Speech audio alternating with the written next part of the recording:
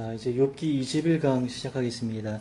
하나님의 두 번째 말씀인데요. 그 첫 번째 말씀에서 어떤 내용인지 기억이 나죠?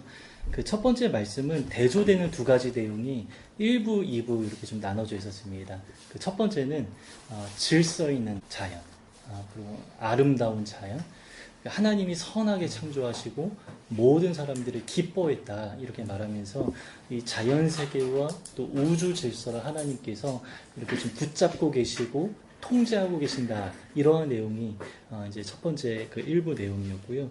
첫 번째 말씀의 2부 내용은 한마디로 말하면 한 단어로 말하면 야생이었습니다.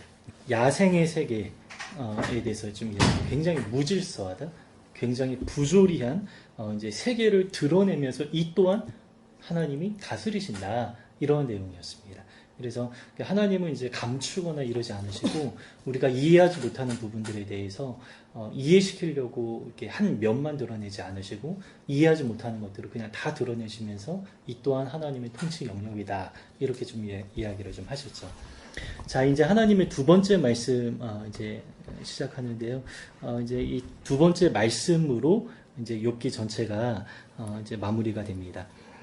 읽으면서 한번 볼까요? 하나님의 마지막 말씀을 들을 때 질서정연한 세상과 삶에 초자연적인 악이 통제되지 않은 채 침입할 때, 그러니까 통제되지 않은 채 침입한다. 통제되지 않는 것처럼 느껴질 때 이런 말이죠. 우리는 어떻게 해야 되는가? 뭐 건강을 잃거나 장애가 생기거나 이런 어떤 지극히 현실적인 그런 삶을 어떻게 돼야 되나? 두 번째 말씀은 첫 번째 말씀과 다른 쟁점을 다룬다. 이제 첫 번째 말씀은 하나님이 지략에 초점을 맞추고 이제 여기에서는 정의에 초점을 맞춘다. 하나님은 과연 정의로운 분인가 이런 내용에 이제 초점을 맞춰서 서로 이제 다른 이야기를 좀 하고 있다 이렇게 말합니다. 옆에 구조는 개인적으로 참고해 보고요. 이 구조 중에 이제 우리가 주목할 만한 그런 내용이 베헤못과 리오야단이 나오죠. 그래서 이거를 좀 어떻게 해석하는가 뒤에서 좀 보도록 하겠습니다. 자, 먼저 이제 두 번째 말씀은 욥을 질책하면서 시작합니다. 이제 욥의 말이 잘못되었다 선언하고 시작하는 것입니다. 어떤 말이 잘못되었습니까? 하나님은 불의하다라고 했던 그 말이 잘못되었다. 이게 이제 이거를 전제하고 이야기를 하는 것입니다. 그때 여호와께서 폭풍우 가운데 욥에게 일러 말씀하시되, 진짜 실제로 이렇게 말씀하시면 얼마나 두려울까요? 이제 우리 경상도 지역에 지금 폭풍 차바. 예. 밀려왔는데 엄청나더라고요. 예. 뭐 부산 거기에는 굉장히 큰 빌딩 이름이 뭐지? 기억도 안 나는 관심이 없어가지고. 근데 어쨌든 거기에 빌딩 앞까지 막 이렇게 좀 밀려오고 막 그러더라고요. 근데 그러한 상황 속에 하나님이 이렇게 말씀하신다. 그러면 얼마나 긴장되고 두려움이 들까 좀 그런 생각이 듭니다. 그러한 상황 속에서 욥에게 말씀하셨다. 너는 대장부처럼 허리를 묶고 내가 내게 묻겠으니. 이거 뭐예요? 너 나를 상대해라 이거예요. 나를 상대해봐라. 너 한번 좀 다짐하고 한번 준비하고 내 앞에 서라. 이렇게 좀 이야기를 하는 거죠. 내게 대답할지니라. 너가 내 공의를 부인하려느냐? 너의 의를 세우려고 나를 악하다 하겠느냐? 이게 욥이 그동안 했던 말이었어요. 그래서 이 말에 대해서 욥이 말이 잘못되었다 이렇게 좀 말하는 것이죠. 왜 잘못되었습니까? 지극히 자기중심적인 신앙이었어요. 그래서 내 경험을 근거로 내 느낌을 근거로 하나님에 대해서 평가하고 판단했던 것이죠. 그래서 우리가 하나님에 대해서 말할 때 좀 이렇게 하면 안 됩니다. 나를 중심으로 또 내게 일어난 어떤 그 사건을 중심으로 하나님 이런 분이다 이렇게 좀 말하면 안 됩니다. 하나님 중심으로 나를 바라봐야지 나를 중심으로 하나님을 생각하면 굉장히 오해와 왜곡이 굉장히 많이 생깁니다. 도전합니다. 내가 세상을 심판할 수 있느냐? 9절 내가 하나님처럼 능력이 있느냐? 하나님처럼 천둥 소리를 내겠느냐? 너는 위엄과 존귀로 단장하며 이 말은 뭐냐면 하나님처럼 해봐라 이거예요. 영광과 영화를 입을지니라.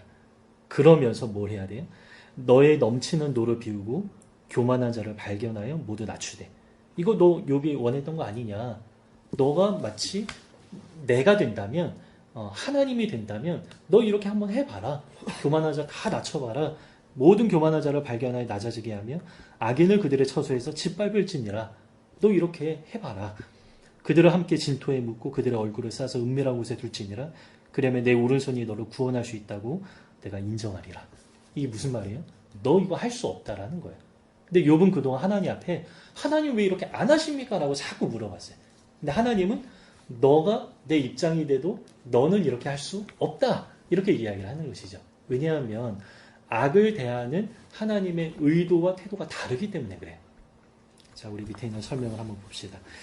하나님은 자신의 세상 통치와 관련된 부분을 살피고 자신을 변호하면서 욥에게 재판하라고 하신다. 하나님의 입장에서 욥에게 재판관의 옷을 입히며 이제 천둥 같은 음성으로 세상의 모든 악을 제거해봐라. 그러면 인정하고 너에게 우주의 통치권 넘겨주겠다.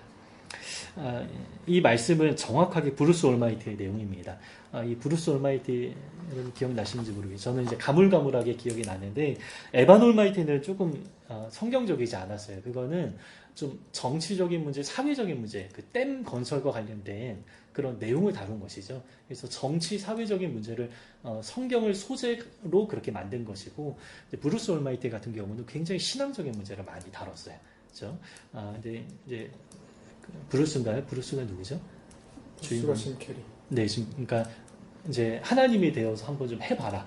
그러면서 이제 실제로 뭐 그런 능력에만 주어지면서 뭐 그러한 어떤 내용들이 나오죠. 한번 밑에 좀 봅시다. 브루스가 하나님께 자주 불평하자 하나님 브루스에게 신적 능력을 주고 대리하여 세상을 운영할 기회를 주신다. 어떤 면에서 하나님이 이게 좀 이렇게 어떤 면에서는 좀 걸러야 되는 면이 있다라는 거예요. 그러나 그 브루스의 브루스 올마이티의 그 초점은 그러니까 브루스가 실패한다라는 것이죠. 그러니까 욥이 하나님의 입장에 있으면 욥도 반드시 실패한다. 그러니까 정확하게 같은 그런 주제를 가지고 있다라는 것이죠. 밑에 봅시다. 하나님은 세상 통치가 욥이 생각하는 것보다 훨씬 어렵다라고 하신다. 그러나 최선을 다하고 있으니 불평하지 말라. 이렇게 말씀하지 않으신다. 나 최선 다하고 있어. 나를 좀 이해해달라. 이거 어려운 일이야. 이렇게 말씀하지 않으신다라는 거예요. 왜냐하면 하나님은 다른 방식으로 다루기 때문에. 하나님의 방식은 다르다라는 겁니다.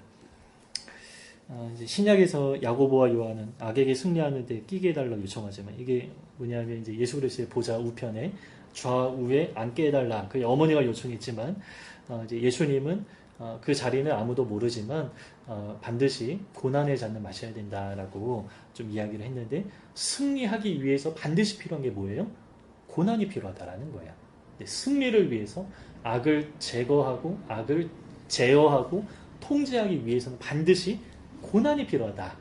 이게 이제 신약의 초점인데 그 신약의 빛 아래에서 우리가 이제 욥기에 나타나는 그 악의 문제를 좀 다룬다면 좀 이렇게 말할 수 있죠. 가장 마지막 줄 오직 죽음으로만 물리칠 수 있는 역설이 있다. 악을 굴복시키는데 악을 사용해서 악을 굴복시키는 하나님의 역사가 있다. 이렇게 좀 신약과 관련하여서 우리가 좀 이해할 수 있겠습니다.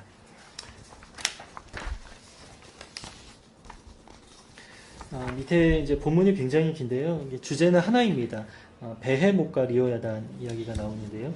한번 말씀 봅시다.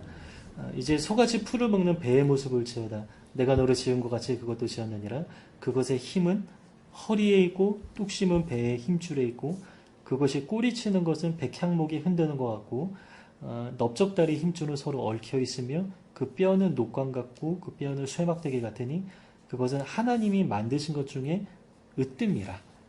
그것을 지으신 이가 자기의 칼을 가져오기를 바라노라. 이 말이 무슨 의미냐면 그것을 지으신 분만 그것을 통제할 수 있다라는 거예요. 그래서 피조물 중에 가장 으뜸이기 때문에 다른 피조물이 제어할 수 없다라는 것이죠. 그래서 오직 지으신 분만 통제할 수 있다. 지으신 분만 칼로 이제 통제할 수 있다. 이렇게 말하는 겁니다. 그래서 이제 으뜸이다. 이렇게 말하는 거죠. 20절.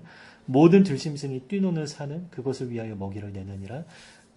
모든 산은 이제 그것을 위해서 먹이를 내는 베이못을 위해서.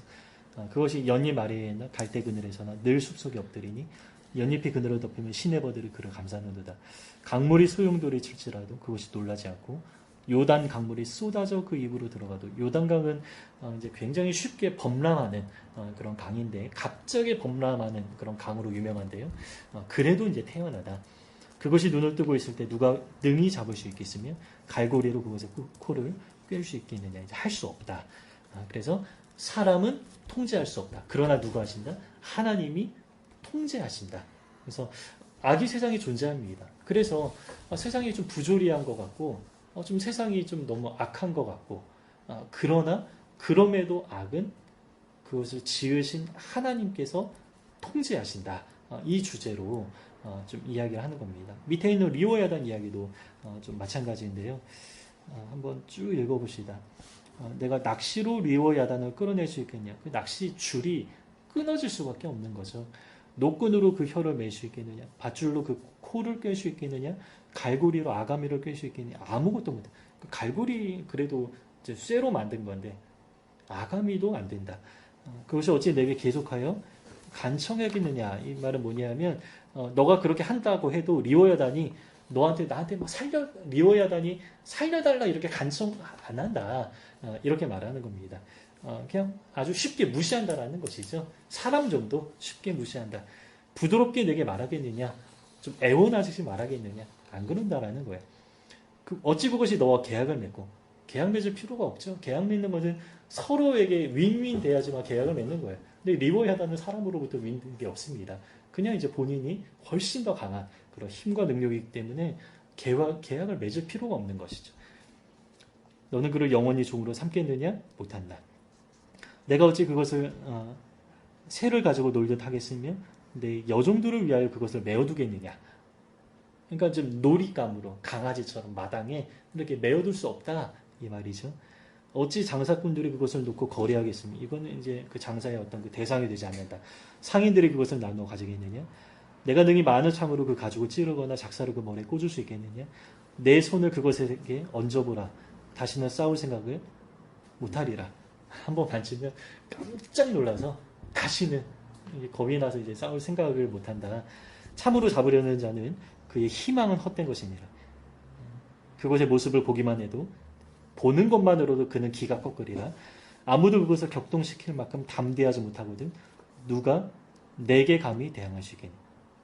누가 먼저 내게 주고 나로 하여금 갚게 하겠느냐. 온 천하에 있는 것이 다 내 것이니라. 이제 그렇게 하지 못하거늘 하나님에게 하물며 못한다 이런 이야기죠. 내가 그것의 지체와 그것의 큰 용맹과 능력만과 최고에 대해 잠잠하지 아니하리라. 누가 그것의 겉가죽을 벗기겠으며 그것의 겹재가를 물릴 수 있겠느냐. 누가 그것의 턱을 벌릴 수 있겠느냐. 그의 둥근 이틀은 심히 두렵구나.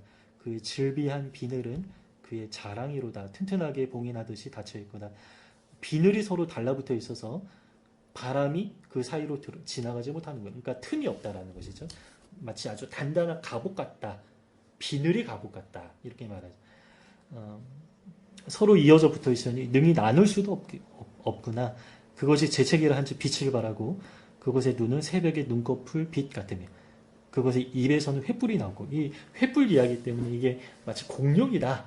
우리가 예전에 이제 공룡이 실제로 입에서 불을 낸다. 이거는 누가 만들어낸 이야기인 것 같아요. 실제로 과학적으로 그게 증명됐는지 모르겠습니다. 근데 우리가 공룡하면 입에서 막 불이 뿜어져 나오는 그런 이제 막 미신과 환상 속의 어떤 그런 이야기를 공룡에 대입해서 공룡하면 입에서 불 나오는 뭐 이런 어떤 만화나 이런 것들이 많이 있죠. 성경에서도 실제로 그렇게 무슨 불이 어떻게 나겠습니까? 동물에게서 그죠? 공룡이 그랬다는 말은 못 들어봤고 그냥, 그래? 제가 만화를 너무 많이 봤나 봅니다. 그냥 상상 속의 동물인 용, 드래곤. 그렇죠. 드래곤이 이제 용, 그렇죠. 용은 진짜 상상 속의 동물이죠. 근데 그거는 모든 전 세계 역사 가운데 똑같은 아주 비슷한 모양이고요. 또 똑같이 불을 내는 그런 모양이 좀 나오죠. 여기서도 이렇게 말합니다. 그 입에서는 횃불이 나오고 그렇다면 세상 지상의 동물 중에 입에서 횃불이 나오는 동물이 없기 때문에 여기에서 리워야단을 가리켜서 입에서 횃불이 나온다라고 한다는 것은 상상 속의 동물이다라는 것을 우리가 짐작할 수 있는 것이죠. 불꽃이 튀어나오며 그것의 콧구멍에는 연기가 나오니 마치 갈대를 태울 때의 솥이 끓는 것과 같구나. 그의 입김은 숯불을 지피며 그의 입은 불길을 뿜는구나. 그것의 힘은 그의 목덜미에 있으니 그 앞에서는 절망만 감돌 뿐이구나. 그것의 살껍질은 서로 밀착되어 탄탄하게 움직이지 않는구나. 그것의 가슴은 돌처럼 튼튼하며 맷돌 아래짝같이 튼튼하구나. 그것이 일어나면 용사라도 두려워하며 달아나리라. 칼이 그에게 꽂혀도 소용이 없고 창이나 투창이나 화살 촉도 꽂히지 못하는구나. 그것이 쇠를 지푸라기 같이 놋을 썩은 나무같이 여기니 화살이라도 그것을 물리치지 못하게 물맷돌도 그것에는 겨같이 되는구나. 그것은 몽둥이로 지푸라기 같이 여기고 창에 날아오는 소리로 우습게 여기며 그것의 아래쪽에는 날카로운 토기 조각 같은 것이 달려있고 그것이 지나가는 데는 진흙 바닥에 도리개로 친 자국을 남기는구나. 깊은 물을 솟채 물이 끓음같이 하며 바다를 기름병같이 다루는도다. 그것의 뒤에서 빛나는 물줄기가 나오니 그는 깊은 바다를 백발로 만드는구나. 세상에는 그것과 비할 것이 없으니 그것은 두려움이 없는 곳으로 지음을 받았구나. 그것은 모든 자를 내려다보며 모든 교만한 자들에게 굴름하는 왕이니라. 한마디로 말하면 약점 없다. 어떻게 사람이 그러니까 그럴 마음조차도 가질 수 없는 그런 존재이면서 조금도 약점이 없다. 이렇게 좀 말하는 것이죠.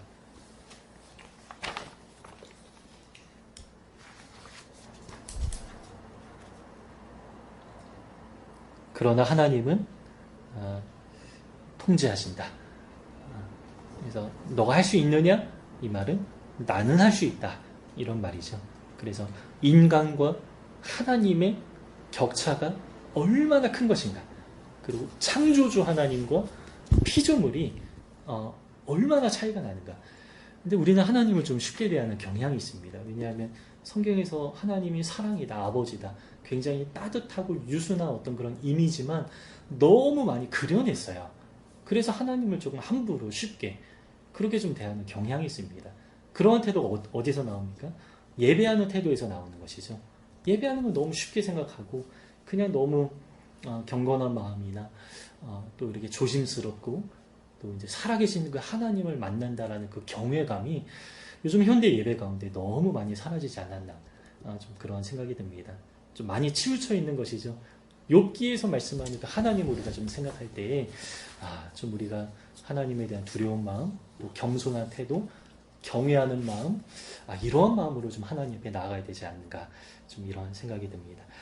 그래서 하나님에 대한 그 이제 조직 신학에서는 그 두 가지로 말하거든요. 초월성과 내재성 이렇게 말합니다. 그런데 우리 시대에는 그 하나님의 내재성을 너무 심하게 강조해요.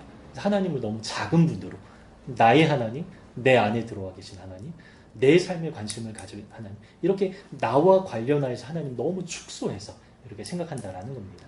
균형이 있어야 된다라는 거예요. 그게 틀렸다라는 거 아닙니다. 그러나 그 안에 갇히면 안 된다.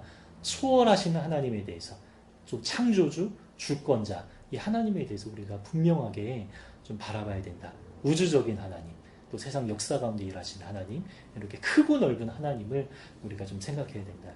예전에 골로새서 제가 설교할 때 그 복음 설명하는데 관련해서 몇 주간 좀 그렇게 좀 설교했던 좀 기억이 나는데 이렇게 초월성과 내재성 이제 균형이 있어야 되는데 욥기에서는 그 초월성에 대해서 그 앞에서 너가 엎드려라, 경외해라 이렇게 이야기를 좀 하고 있습니다. 자, 욥이 이렇게 대답합니다. 욥이 여호와께 대답하여 이르되 주께서는 못하실 일이 없사오며 무슨 계획이든지 못 이루실 것이 없는 줄 아오니 하나님께 굴복하는 겁니다. 무지한 말로 이치를 가르는 자가 누구니까? 그러니까 나는 그렇게 되지 않겠습니다. 이제는 내가 그동안 그랬습니다. 이런 고백과 같은 것이죠. 나는 깨닫지도 못한 일을 말하였고, 그러니까 알지 못하는 이야기를 알지 못하면서 내가 그동안 내뱉었습니다. 하나님 죄송합니다. 이렇게 이야기를 하는 것이죠. 정말 지혜로운 고백이 무엇입니까? 알지 못했는데 억지로 하나님에서 말하는 것이 지혜가 아닙니다. 하나님의 비밀을 깨달았다. 이렇게 말하는 게 지혜가 아니라 정말 솔직하고 정직하게 나는 피조물이고 한계가 있는 사람이기 때문에 하나님의 그 비밀한 일들에 대해서 나는 잘 알지 못합니다. 이게 정말 지혜로운 고백이고요. 피조물의 고백입니다. 그래서 우리가 하나님 앞에서 나는 모릅니다. 나는 한계가 있습니다. 겸손하게 이 엎드리는 태도 이게 하나님께서 우리에게 좀 요구하시는 것이죠. 그리고 나는 할 수 없습니다. 나는 알지 못합니다. 근데 이제 또 우리 시대에는 할 수 있다 하면 된다. 해보자. 자꾸 믿음 가지고 막 해야 된다 이런 식으로 말하는데 물론 믿음으로 행하는 것들이 있는데 그 이면에 또 다른 면에서 하나님 나는 죄인입니다. 이 고백 너무 중요하거든요. 하나님 나는 할 수 없습니다. 오직 하나님 안에서만 가능합니다. 그리고 하나님 안에서 내가 원하는 대로 가능해지는 것이 아니라 하나님 안에서 가능해지는 것은 하나님이 원하시는 뜻만이 가능해지는 것이죠. 오해하면 안 됩니다. 내가 원하는 대로 막 뭐든지 세상에 성공하고 모든 것들이 다 이루어지는 것이 아니다라는 것이죠. 그래서 나는 알지 못합니다. 나는 할 수 없습니다. 이 고백을 지금 욥이 하고 있는 것입니다. 그러면서 욥이 뭐라고 말합니까? 스스로 알 수도 없고 헤아리기도 어려운 일을 말하였습니다. 난 잘못했습니다. 그리고 4절 내가 말하겠사오니 주는 들으시고 내가 주께 묻겠사오니 주여 내게 알게 하옵소서. 자 이제 5절이 중요합니다. 내가 주께 대하여 귀로 듣기만 하였사오나 이제는 눈으로 주를 배움나이다. 그동안 하나님에 대해서 우리가 소위 카더라 통신 이렇게 말하죠. 그냥 이제 뉴스를 통해서 정확한 정보를 전달받는 게 아니라 이렇다더라 이 카더라 통신으로 하나님에 대해서 아는 것들이 그동안 이제 많이 있었다라는 거예요. 그냥 이제 뭐 사변적인 어떤 그런 지식들, 좀 피상적인 하나님에 대한 그런 지식들이 있었는데 이제 고난을 통해서 내가 누굴 만났습니까? 여기 고난을 통해서 하나님을 직접 만난 겁니다. 근데 그 하나님 앞에 이제 그 하나님의 그 주권과 그 이제 창조주 주권자가 하나님을 만나고 이제는 귀로 들어서 아는 하나님이 아니라 나는 주를 눈으로 배웠습니다. 비록 나는 하나님을 다 알지 못하고 이해하지 못하지만 크신 하나님, 주권자 되신 하나님은 내가 지금 눈으로 배웠습니다. 내가 주를 만났습니다. 그래서 여러분 고난의 유익이 바로 이겁니다. 고난을 통해서 우리는 하나님을 깊이 만나는 것이죠. 하나님을 깊이 경험하게 되는 것입니다. 그래서 하나님 우리에게 고난을 주시는 것이고 또 성경에서는 고난이 내게 유익이라 이렇게 많은 사람들이 고백을 하고 또 하나님께 사용받는 모든 사람들은 소위 고난의 학교에 들어갔다가 졸업했다 이렇게 말하죠. 하나님 사용하시는 사람들은 다 하나부터 열까지 고난의 학교에 들어가서 광야 같은 삶을 다 살아가다가 그때 이제 하나님께서 좀 귀하게 사용하시는 그런 일들이 성경에 여지없이 원리처럼 나옵니다. 욥도 지금 고난을 통해서 하나님을 이제 보게 된 것입니다. 그러므로 내가 스스로 거두어 들이고 티끌과 재 가운데서 이제 회개합니다. 이제 회개합니다. 이렇게 말하죠. 하나님 앞에 이제 두 손 들고 항복하면서 동시에 겸손하게 대하는 동시에 하나님을 내가 비로소 만났습니다. 이 고백을 하는 것입니다. 그래서 이 하나님과의 그 이제 우리 관계를 맺는데요. 그 하나님과의 관계를 좀 이렇게 표현할 수 있습니다. 영적인 질서가 바르게 잡혀야 돼요. 우리 삶에 영적인 질서가 바르게 잡혀야 되는데 그 영적인 질서를 어떻게 잡냐? 주권자 하나님, 창조주 하나님, 그리고 피조물 나. 이 관계가 아주 명확해야 됩니다. 이 관계를 명확하게 하지 못해서 아담과 하와가 죄를 지은 거죠. 나는 피조물이 더 이상 피조물의 자리에 있지 않기 원하고 근데 하나님처럼 되려는 그 욕망으로 선악과 따먹고 타락하기 시작한 거죠. 그래서 이 영적인 질서가 잡혀야 되는데 그 영적인 질서는 한 가지입니다. 창조주, 피조물 이 관계를 명확하게 알고 그 앞에 겸손하게 경외하면서 예배하는 삶을 살아가는 것 이게 바로 영적인 질서가 바르게 잡히는 것이죠. 자, 이제 이 단락에서 이제 베헤못과 리워야단 관련된 이슈가 있는데요. 굉장히 좀 여러 가지 의견이 있는데 이 크리스토퍼 애쉬가 이거를 좀 정리를 좀 특별히 한 챕터를 가지고 좀 정리를 했는데 그 내용이 이제 아래 87페이지에 있습니다. 그 창조 과학회에서는 이제 여러분 그 창조 과학이라고 하면 이제는 조금 어느 정도 폐기가 돼야 됩니다. 그 창조 과학회에서 이걸로 뭐라고 얘기했냐면 공룡이라고 말했어요. 그래서 인간과 공룡이 존재했다. 또 지구의 역사는 6,000년이다. 이런 식으로 말했어요. 근데 성경은 과학책이 아니거든요. 그런데 성경을 마치 과학책으로 여기면서 이렇게 좀 성경의 연대기를 가지고 세상의 역사를 그냥 성경을 가지고만 이렇게 설명했는데 그렇지 않을 가능성이 굉장히 많이 열려져 있습니다. 근데 어쨌든 이제 창조과학계에서는 이제 공룡이라고 말했고 이제 실제 이제 생명체 이렇게 좀 보기도 하는데 고대 근동에 나오는 이제 신화에 나오는 생명체로 보는 것이 좀 맞습니다. 이제 고대 근동, 그러니까 욥은 이렇게 말하면 욥이 그 베헤못과 리오야단이 뭔지 욥이 알고 있었다라는 거예요. 근데 뭔지 알고 있었는데 그것이 실존하는 어떤 생명체가 아니라 그 이제 고대 근동에서 그 신화에 나오는 어떤 그런 존재를 하나님께서 설명하시는구나 이렇게 좀 알고 있었다는 거고요. 하나님은 그 고대 근동의 신화에 나오는 어떤 대상을 소재로 실제로 그게 존재하는 건 아닙니다. 그것을 소재로 설명하는데 그것을 소재로 상징적으로 그것이 어떤 의미냐? 바로 사탄을 상징한다. 그래서 하나님께서 사탄을 그렇게 사용하신다. 아무리 힘이 세고 막 고난과 악을 세상에 막 이렇게 넘치게 하는 것 같이 보여도 하나님이 통제하신다. 그리고 하나님이 사용하신다. 그러나 사용하는 방법이 다르다 그랬습니다. 무력화시키고 완전히 없애는 방식으로 사용하는 것이 아니라 악을 통해서 고난을 통해서 승리하게 하시는 하나님의 역사가 있다. 조금 이따가 다시 설명하겠습니다. 자, 우리 세 번째 문단 볼까요? 욥이 하마와 악어를 잡아 길들일 능력이 없다는 사실과 주제가 잘 연결되지 않는다. 그러니까 이 말은 생명체가 지상의 생명체가 아니라는 거예요. 그러니까 지상의 생명체라고 본다면 우주적인 정의를 설명하는 것과 어울리지 않는다. 그래서 이제 우주적인 어떤 정의에 관련된 그 주제를 가지고 이야기를 하는데 지상의 생명체를 가지고는 설명할 수 없다라는 겁니다. 그래서 이거는 좀 다소 영적인 어떤 그런 존재를 설명하는 것이다. 이렇게 좀 이야기를 좀 하는 것이죠. 그래서 그 다음 문단의 밑에 보면 성경은 고대 근동 신화 이미지를 차용해서 진리를 가르친다. 그래서 고대 근동의 신화가 진리는 아닙니다. 그런데 그 신화의 이미지를 차용해서 진리를 가르치는 것이죠. 차용해서 그것을 비유로 사용하는 것 뿐이다. 빌려서 사용하는 것 뿐이다. 라는 겁니다. 자, 가장 마지막 문단 보면 사탄을 암시한다. 그래서 욥기 서두에 등장하는 사탄과 동일시하는 강력한 근거가 있다. 사탄은 욥기 서두에 나왔다가 그 다음부터 쭉 안 나와요. 그죠? 쭉 시야에서 사라진 것처럼 보이지만 마지막에 이제 악한 공포로 또 이제 드러나는데 이제 이 서두와 이제 결론을 같이 좀 연결해서 좀 이해할 때 사탄을 상징한다, 암시한다. 이렇게 볼 수 있는 가장 강력한 근거는 이제 이 책에는 설명되지 않지만 그 3장에 제가 여러 번 설명했는데 3장에 나를 저주하는 자들 리워야단 이런 표현이 나옵니다. 나를 저주하는 자. 그러니까 영적인 존재다, 영적인 세력이다라는 사실이 조금 표면적으로 드러나 있는 것이죠. 그래서 이제 사탄을 상징하는 게 맞습니다.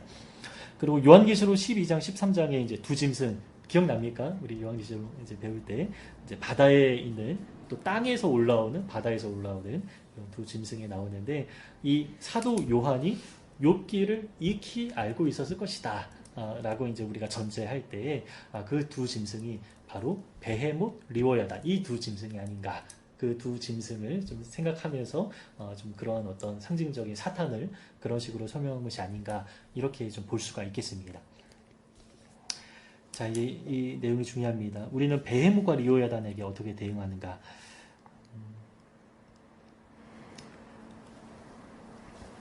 한번 쭉 읽어봅시다. 하나님이 욥에게 하시는 두 번째 말씀은 창조 질서에 존재하는 초자연적 악의 문제를 다룬다. 욥은 하나님의 정의를 의심했다. 우주적인 정의입니다. 그래서 재판관 노릇을 해보라고 하신다. 사람으로서 할 수 없는 일을 하나님은 하신다. 이 사실이 분명해진다. 그래서 욥은 할 수 없지만 하나님은 결박할 수 있다. 능력이 충분히 있다. 그런데 그 능력을 가지고 실제로 완전히 없애거나 이렇게는 안 하신다. 다루면서 어떻게 사용하시는가. 욥기 41장은 악의 거대하고 무서운 힘에 떨게 하는 의도가 있다. 우리가 생각했던 것보다 더 두렵고 무섭다. 그러나 하나님은 능히 맞서 제어하신다. 이것이 핵심이다. 하나님에게 리워야단을 다루는 것은 아이 다루는 것과 비슷하다. 하나님과 욥과 리워야단은 마당에 묶인 개와 아이들을 비유할 수 있다. 마당에 개가 묶여있는데 아이는 개를 무서워하죠. 하나님은 묶어놓았습니다. 근데 이제 욥, 이제 우리를 말하는 겁니다. 그런데 묶여져 있다라는 거예요. 위협을 하지만 묶여져 있다. 이게 어느 정도 한계가 있다. 그래서 이제 욥기 1, 2장에 너 여기까지만 허락해라고 했을 때 사탄이 그 이상을 절대 하지 못했어요. 하나님의 통제 아래에 있었죠. 바로 이 사실을 이제 여기서 또 이렇게 다시 말하는 겁니다. 욥이 이 사실을 깨닫고 경외심에 휩싸인다. 1, 2장에서 사탄은 제약을 받았고 문자 그대로 복종했으며 41장의 베헤못과 리워야단도 하나님의 통제 아래에 있다. 이것이 곧 욥의 질문에 대한 답은 아니다. 하지만 더 깊은 진리를 깨닫게 한다. 하나님에게는 경쟁자가 없으며 악은 하나님의 애완동물 수준이다. 그래서 우리가 때로만 이렇게 기도할 때 하나님이 내 어떤 기도에 내가 뭐 이렇게 질문하는 것에 정확하게 이렇게 답하지 않는 경우들이 굉장히 많이 있습니다. 다른 말씀을 하세요. 근데 정말 중요한 말씀을 하시는 그런 하나님의 그런 좀 의도가 있는데 이제 뭐 우리 입장에서 동문서답 뭐 이렇게 말할 수 있지만 이렇게 중요한 말씀을 하신다. 욥의 질문에 그대로 답하진 않지만 하나님께서 정말 중요한 메시지를 전해주신다 이렇게 말합니다. 자, 하나님은 리워야단에게 승리하기 위하여서 어떤 일을 하시는가? 베헤못과 리워야단은 더 큰 힘에게 패배할 것이다. 악으로 악을 이길 수 없으며 오직 순전한 선에 구속하는 고난만이 악을 이긴다. 그래서 여러분 악을 어떻게 이깁니까? 고난을 통과해서 악을 이긴다. 그래서 악이 존재하는 것이죠. 하나님께서 악을 사용해서 악을 이기는 것입니다. 그래서 세상에 악이 존재하는 이유가 바로 이것이다 라는 거예요. 하나님이 십자가 사용하셔서 승리하셨죠. 악이 존재합니다. 물론 예수님은 통제하신다는 사실을 보여주셨어요. 예수님이 가는 곳마다 귀신들이 벌벌 부서 떨고 또 예수님이 나오라 한마디 하면 나오기도 하고 그리고 예수님 말하기도 전에 막 이렇게 와가지고 엎드려 막 경배하고 뭐 이런 일들이 굉장히 많이 있습니다. 예수님 앞에 완전히 사탄이 통제된다라는 사실을 보여주는 거죠. 그런데 예수님이 정말 궁극적인 승리를 위해서 어떻게 하셨습니까? 악을 통해서 고난을 온전히 받으시고 그것을 통해서 예수님이 악을 승리하죠. 이게 굉장한 역설인데요. 그런 역설이 이 진리 가운데 담겨 있다는 것입니다. 그래서 이 세상에 악이 존재하는 이유는 그 악을 통해서 악을 승리하기 위한 악을 사용해서 고난을 사용해서 우리로 하여금 승리하게 하시는 그 하나님의 비밀스러운 의도가 있다. 그 이제 역설의 그 진리가 이제 여기 담겨 있다라는 것입니다. 이어지는 내용 보면 예수께서 신약에서 본색을 드러낸 악의 세력에 대항하셨다. 사람들은 군대 귀신 보면서 악의 힘과 무질서를 깨달았고 악을 다스리는 주님도 보았다. 그러나 결국에 십자가에서 또 이제 악의 세력에 의해서 스스로 이제 악의 소굴로 들어가셔서 스스로 죽으심으로 그 악의 세력을 뒤집고 승리하시는 그 진리의 역설이 이제 담겨 있다라는 것이죠. 악은 나를 두렵게 한다. 초자연적인 악을 보면서 우리는 겸손해져야 한다. 그러나 겁먹고 주저앉으면 안 된다. 욥기의 절정에는 악도 하나님의 피조물이라고 선언한다. 그리고 하나님은 악을 허용하기만 하지 않으신다. 선한 목적을 위해 악에게 명령하시고 제어하시고 그리고 중요한 것은 악을 이용하신다. 그래서 악을 통해서 승리하신다. 그래서 악을 통해서 승리하시는 그 이제 그 절정이 바로 이제 십자가 사건이다. 이렇게 좀 말하는 겁니다. 네, 오늘은 여기까지 좀 하고요. 이제 마지막으로는 에필로그가 있는데요. 이제 욥이 이제 하나님 앞에 이제 고백하면서 하나님께서 욥에게 어떠한 복을 주시면서 욥기가 마무리되는지 이거는 이제 우리 다음 주에 함께 좀 나누도록 하겠습니다.